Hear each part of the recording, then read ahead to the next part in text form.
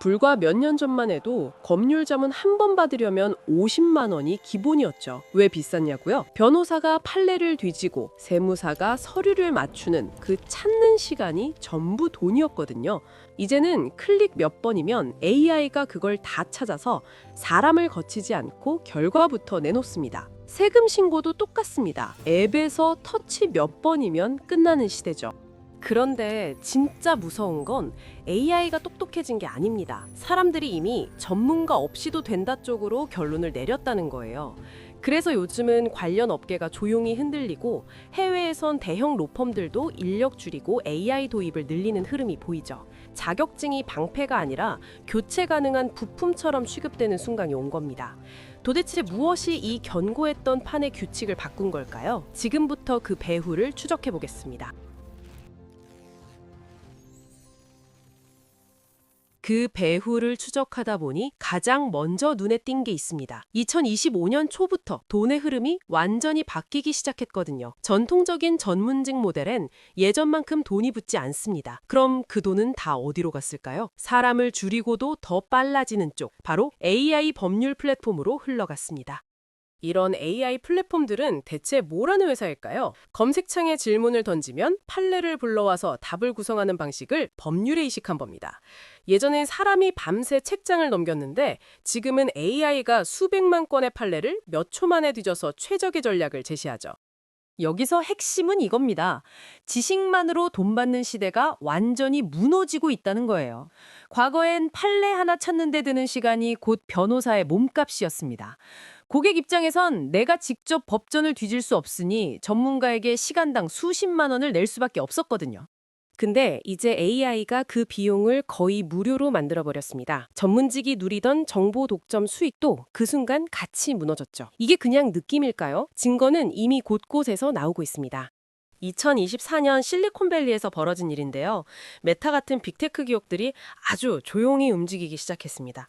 사내 법무팀 인원을 줄이고 대신 AI 법률 시스템을 전격 도입한 거죠.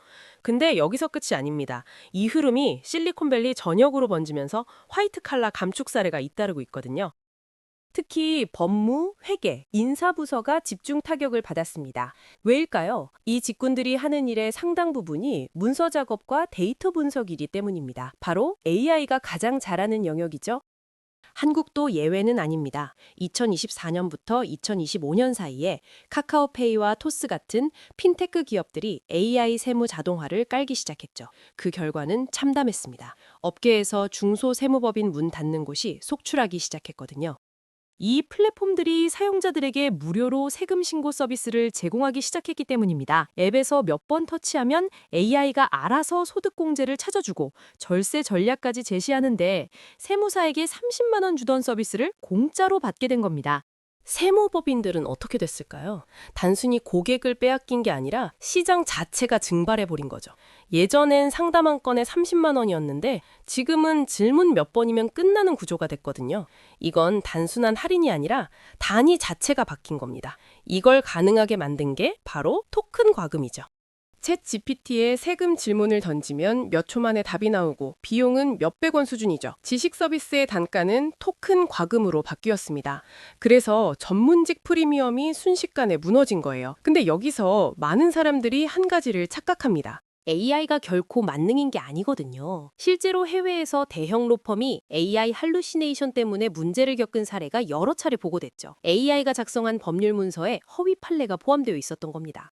AI가 존재하지 않는 판례를 지어냈고 변호사는 이를 검증하지 않고 법원에 제출했습니다. 결과는 끔찍했죠. 로펌은 거액의 벌금을 물었고 담당 변호사는 징계를 받았습니다. 이게 왜 중요할까요? AI의 한계를 보여주는 동시에 인간 전문가의 새로운 역할을 명확히 했기 때문입니다. 여기서 등장하는 개념이 바로 책임의 공백이죠. AI는 답을 줄 수 있지만 그 답이 틀렸을 때 책임을 지지 않습니다. 의료사고가 나면 의사가 법정에 서지 AI가 서는 게 아니거든요. 잘못된 세무신고로 가산세가 나오면 납세자가 부담하지 플랫폼이 배상하지 않습니다. 이 공백을 메울 수 있는 사람만이 프리미엄을 받을 수 있다는 뜻입니다. 문제는 뭘까요? 대부분의 전문직들이 이 거대한 변화를 전혀 감지하지 못하고 있다는 겁니다.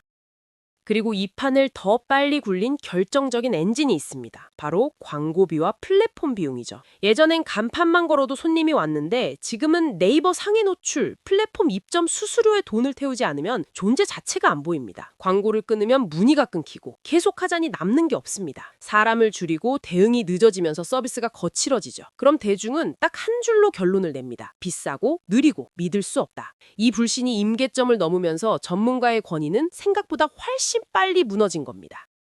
자, 이제 이 판이 어떻게 무너졌는지 그 구조를 뜯어보겠습니다. 첫 번째 축은 전문가 내부에서 터졌습니다. 시장이 완전히 바뀌었는데도 방식이 전혀 안 바뀐 겁니다. 전문직들은 자격증의 권위를 서비스로 착각했고 고객이 원하는 속도와 가격에 맞추지 못했죠. 여전히 20년 전 방식으로 일하면서 높은 수임료를 요구했습니다. 사례 하나만 보겠습니다. 중견 회계법인이 신규 고객 상담을 받는 과정입니다. 고객이 전화를 걸면 상담 예약을 잡고 며칠 뒤 사무실에 와서 30분 상담하고 견적을 받습니다. 근데 그 견적이 수백만 원이죠. 고객은 당연히 생각합니다. 이 돈을 주고 결과가 보장될까? 같은 시기에 AI 회계 플랫폼은 뭘 하고 있을까요? 24시간 즉시 상담이 가능하고 기본 분석은 무료로 제공합니다. 복잡한 케이스만 유료 결제하면 되는 구조인데 가격은 전통 회계법인의 10분의 1 수준입니다. 고객 입장에서 선택은 명확하죠. 일단 AI로 해보고 안 되면 그때 사람한테 가는 겁니다. 이런 식으로 전문직은 1차 접점을 완전히 상실했습니다. 그럼 이들은 왜 이런 어리석은 선택을 한 걸까요? 시스템 자체가 썩어 있었기 때문입니다. 바로 교육 시스템의 노후화죠. 의대를 한번 보시죠. 2026년인데도 여전히 20년 전 방식으로 학생들을 가르칩니다. 로스쿨도 마찬가지죠. AA 도구를 어떻게 활용할지는 가르치지 않습니다. 대신 판례를 외우고 법적 사고를 기르라고만 하거든요. 시장은 AI를 활용해 빠르게 의사결정을 내릴 수 있는 사람을 원하는데 학교는 AI 없이도 모든 걸 다 아는 만능 전문가를 키우려고 합니다. 이 미스매치 때문에 아무리 좋은 학교를 나와도 취업이 안 되는 겁니다. 그리고 두 번째 축은 바깥에서 밀어붙였습니다. 고객이 등을 돌린 겁니다. 더 이상 그 값어치를 못 느끼게 된 거죠. 왜 대중은 전문직의 몰락을 슬퍼하지 않고 오히려 통쾌해하는 걸까요? 그 이면엔 오랫동안 쌓여온 세 가지 불신이 있거든요.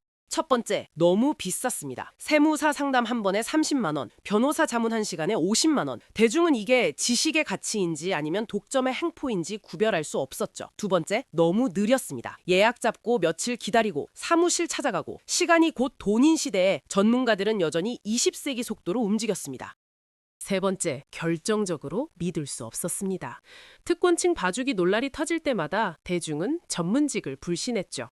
법조인들끼리 서로 봐주는 거 아니냐는 의심이 쌓였고 그때부터 AI 판사 도입 청원이 폭발적으로 늘어났습니다.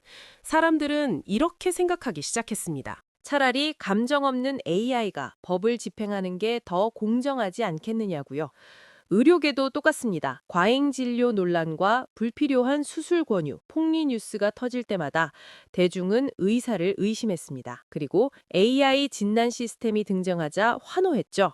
이제 돈벌이 위주로 진료하는 의사 대신 객관적인 AI의 판단을 믿겠다는 겁니다. 여기서 결장타가 날아옵니다. 국가가 직접 나선 거죠. 2024년부터 국세청이 AI 기반 세금 신고 시스템을 무료로 배포하기 시작했습니다. 세무사 없이도 누구나 쉽게 신고할 수 있게 만든 겁니다. 국민들은 환호했습니다. 수수료를 아낄 수 있다면서요. 국가가 직접 나서서 전문직의 영역을 해체한 셈인데 대중은 전혀 문제 삼지 않았습니다. 오히려 더 많이 해달라고 요구하죠. 이게 바로 신뢰 붕괴의 메커니즘입니다. 전문직은 지식을 독점하면서 특권을 누렸고 그 과정에서 대중의 신뢰를 완전히 잃었습니다. 이제 그 대가를 치르고 있는 거죠. 비싸고 느리고 믿을 수 없는 서비스를 제공하며 권위만 내세웠던 전문가들. 대중은 그들을 갈아치울 도구를 오랫동안 기다려왔고 AI는 그저 그 도구를 제공했을 뿐입니다. 그럼 여기서 질문 하나 던지겠습니다. 이 판에서 이긴 사람은 아무도 없을까요? 아닙니다.